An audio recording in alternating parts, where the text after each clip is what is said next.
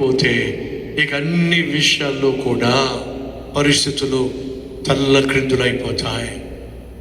తన భార్యను తన కళ్ళ ముందే ఫరో సైనికులు తీసుకెళ్తున్నప్పుడు అబ్రహాము నిస్సహాయ స్థితిలో నిలబడిపోయాడండి.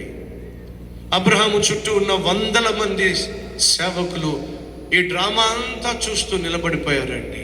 దేవుడు అన్నాడు, దేవుడు పిలిచాడన్నాడు, దేవుడు ప్రత్యేకించాడన్నాడు, దేవుడు తనను గొప్పగా దీవించబోతున్నాను అన్నాడు, సంతానం ఇస్తానన్నాడు, సమస్త జనములకు తనను ఆశీర్వాదంగా మారుస్తాడని గొప్ప గొప్ప విషయాలు మనకు చెప్పాడు.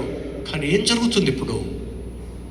సంతానాన్ని ఇవ్వవలసినటువంటి తన భార్య ఫరో ఇంటికి కొనిపోబడుతుంది. ఏం జరుగుతుంది? చుట్టూ ఉన్నవాళ్ళు నోటి మీద వేలు వేసుకున్నారు. అబ్రహాం ఏమో చేతగాని వాడిగా నిస్సహాయ స్థితిలో తలదించేసుకున్నాడు. ఓడిపోయాడండి. ఎక్కడ ఓడిపోయాడో చెప్పండి, ఇది చెప్పండి.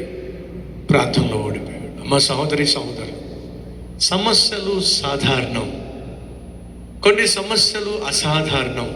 నీ సమస్య సాధారణమైనదైనప్పటికీ అసాధారణమైనప్పటికీ మనం సేవిస్తున్న దేవుడు మాత్రం సామాన్యుడు కానే కాడో.